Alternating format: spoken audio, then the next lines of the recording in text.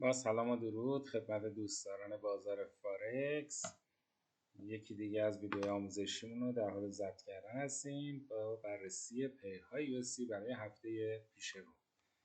به دلیل مشکلاتی که داشتم اون هفته نتونستم ویدیو ضبط کنم، ولی این هفته در خدمتتون هستم تا با هم بررسی کنیم پیرهای USD رو. طبق معمول هر هفته اولین پیر USD که با هم بررسی میکنیم اونس جهانی طلا هستش.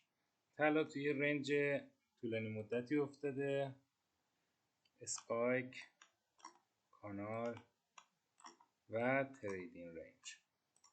خب حالا اگه بخوایم کلونای اینو رسم کنیم،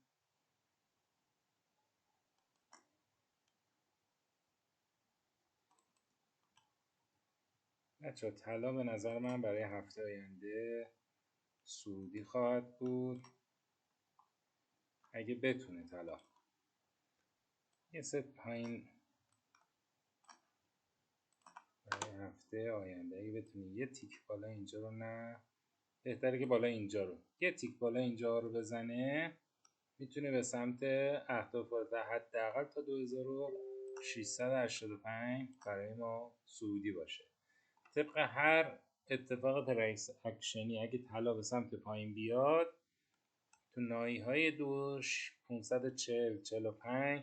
ناحیه خوبیه برای بای کردن طلا. خب بذار کلون اینم بکشیم.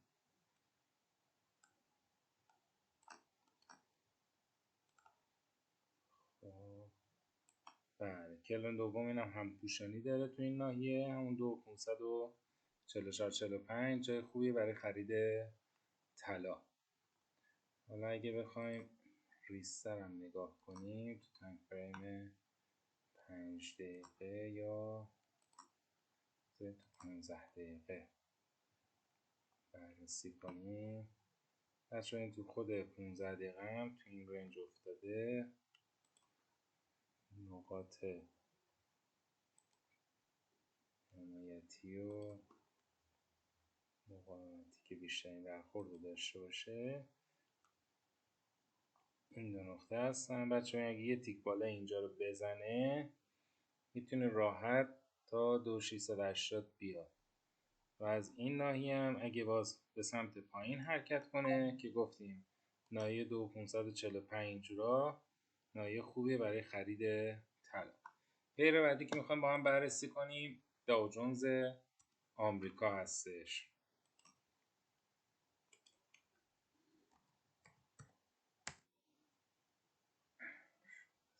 داو جونز آمریکا.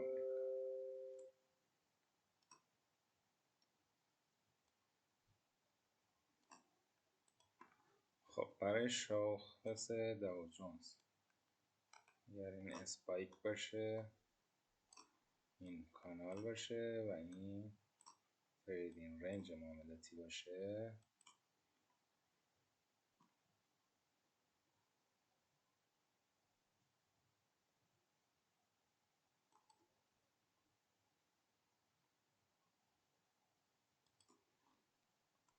خب بچه برای شاخص داو جونز آمریکا ما منتظر این کلان 3 بودیم برای سل، ولی خب به اونجا نرسیده. برای هفته آینده اگر به کلان 3 برسه که منتظر سل هستیم.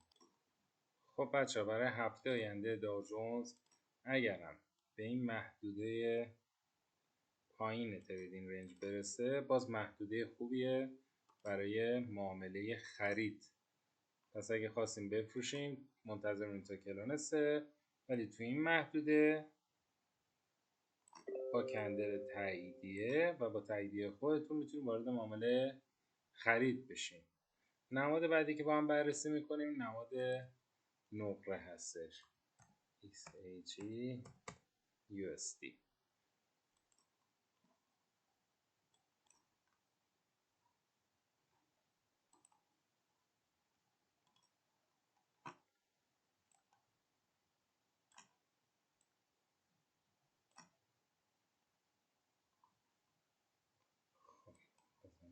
خطم پاک کنم. خب بچه برای این نقره اسپایک، کانال و تریدینگ رنج.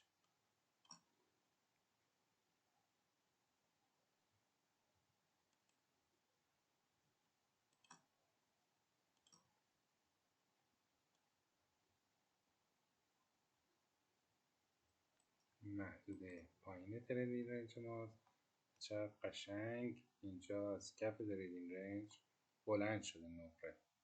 خب برای هفته آینده، برای نقره تو هفته آینده، در صورتی که نقره هفته آینده سقف تریدینگ رنج، بچه ها اگه نقره بتونه یه تیک بالا این سقف رو بزنه، باز برای ما معامله بای میشه.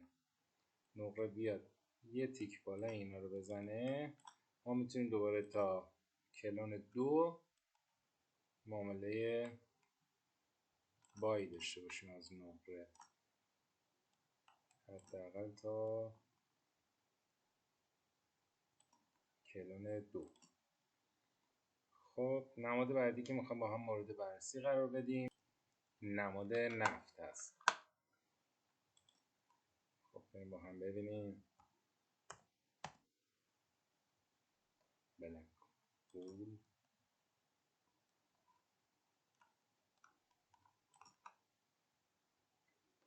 خب نفتم طبق معمول توی تریدینگ رنج گیر کرده. دوباره برای نفتم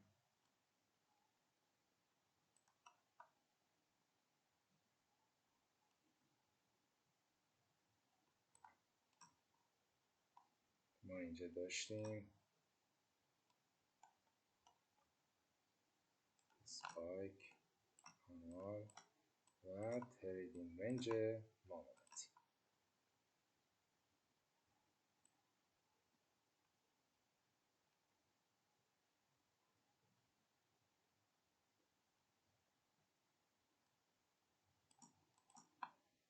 خب بچه ها، من زیاد معامله بای برای نماد نفت اینجا قبول، درسته کف تریدینگ رنجه ولی یه ذره دقت بیشتری میخواد برای معامله بای.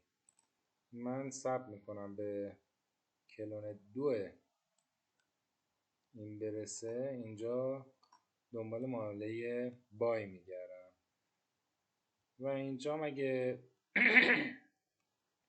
پای معامله هستید میتونید با دقت بیشتری معامله سل باز بکنید، ولی باز واسین تا بازار باز بشه اون موقع تصمیم بگیریم، چون دقیقا لبست نمیشه معامله گذاشت و رفت، باید صبر کنیم معامله بازار باز بشه ببینید به کدوم سمت باز میشه. ولی من برای معامله بای اینجا منتظر میمونم. نماد بعدی که با هم مورد بررسی قرار میدیم نماد یورو به یو اس دی. خب بچه ها، نماد یورو به یو اس دی. خب ما منتظر بودیم که یورو تو هفته گذشته بیاد اینجاها دوباره بای بگیریم که از همون موقعی که باز شد به سمت بالا حرکت کرد. خب برای این هفته چه اتفاقی میتونه بیفته؟ نماد یورو به یو اس دی. یورو رو بچه ها گفتیم اگه خاطر باشه اینجا اسپایک، کانال و تریدینگ رنج.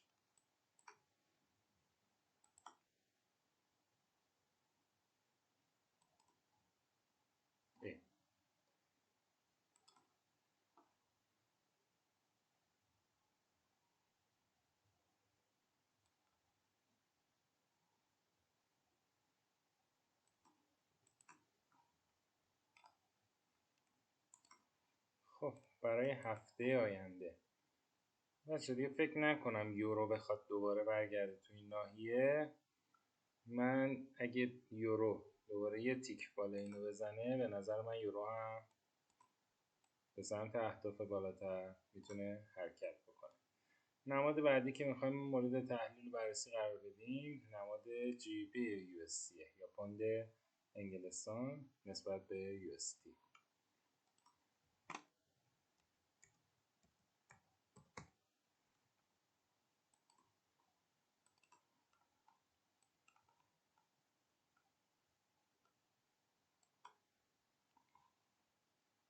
خب پوند به یو اس دی هم مثل یورو به یو اس دی اسپایک کانال و تریدینگ رنج معاملاتی داشته. دقیقا این هم اینه، یورو به یو اس دی حرکت کرده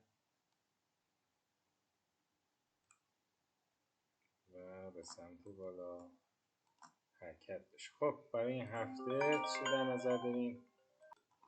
بچه برای هفته آینده کلون 2 این تریدینگ رنج میتونه به ما یه معامله سل بده و بتونیم باهاش حرکت کنیم به سمت پایین تر. نماد بعدی که میخوام من بررسی کنیم نماد ابوذبی یو اس دی هست.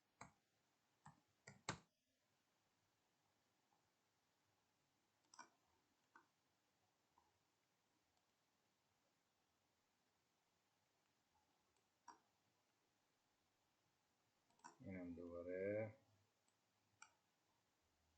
اسپایک کانال و تریدینگ رنج معاملاتی. خب بریم با هم نصب بکنیم ببینیم کلونش کجا میفته.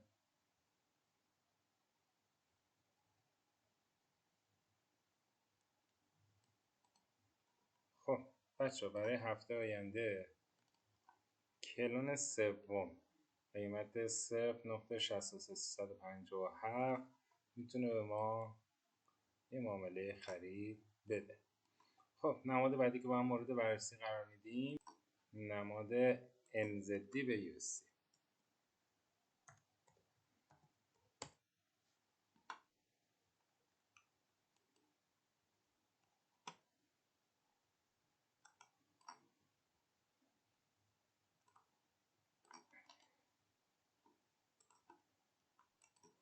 بچه برای هفته آینده نماد NZD به USD همون توی تریدینگ رنج گیر کرده،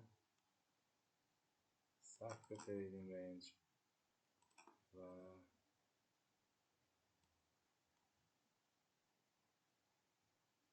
کف تریدینگ رنج. برای هفته آینده اگر نماد NZD به USD برسه به این کف به ما میتونه یه معامله بای بده. نماد بعدی که میخوام با هم مورد بررسی قرار بدیم نماد USD به CHF هست.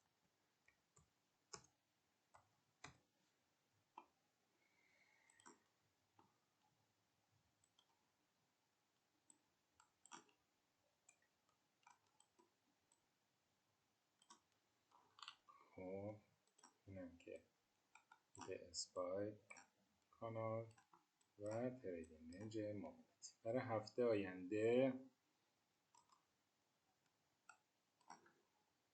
نماد USD به CHF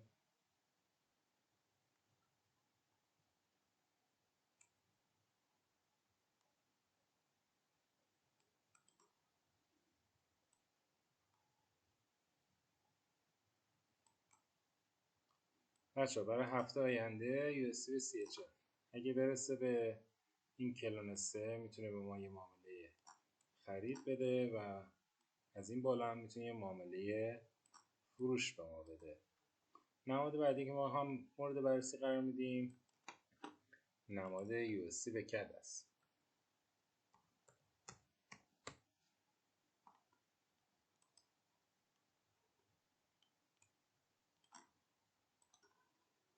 خب این هم تو تریدینگ رنج دوباره. خب برای هفته آینده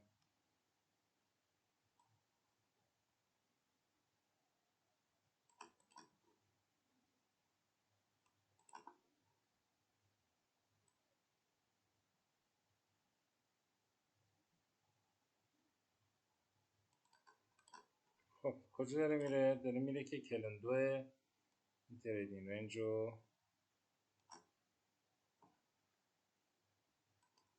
بزن.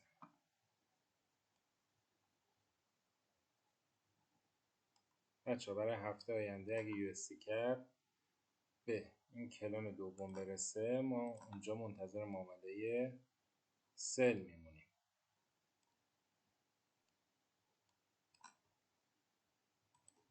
نماد بعدی که من بررسی می‌کنم نماد USD ین هست. USD ین ژاپن.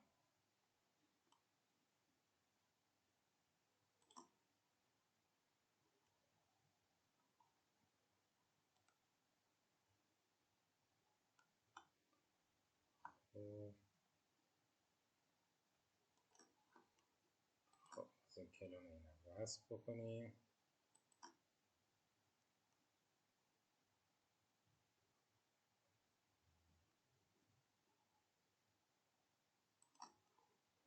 چقدر زیبا کلون دوم ریخت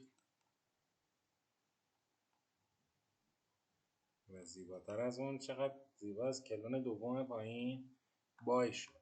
برای هفته آینده ما اگر دوباره به کف این کلون بیاد دوباره اینجا دنبال نشونهای بای میگردیم و وارد معامله بای خواهیم شد. امیدوارم که از این ویدیو آموزشی لذت برده باشید. این ویدیو به هیچ عنوان پیشنهاد خرید و یا فروش نیست. هر کسی با استراتژی خودش. این فقط یه چیزیه که شما یه دیدگاهی نسبت به بازار پیدا بکنید و اینه اصلا سیگنال خرید و یا فروش نیست. شما باید تو بازار لایو ترید بکنید، اونجا ببینید سیگنال دیدگاهتون حالا مثلا نسبت به این هست که آقا USD اینجا میخواد به من بای بده، ولی باید دنبال نشونه بگردی. برای نقطه ورود دنبال نشونه‌های ورود باید بگردی. اون موقع میتونی وارد معامله بشی. وگرنه این فقط یک دیدگاهه، اصلا پیشنهاد خرید و فروش به هیچ عنوان نمیباشه. خیلی ممنونم که ویدیو منو مشاهده کردین. اگر خوشتون اومد سابسکرایب کنید، زنگوله رو بزنید تا دوستانتون هم بتونن استفاده کنن. با تشکر. هفته آینده در خدمت شما خواهم بود. خدا نگهدار.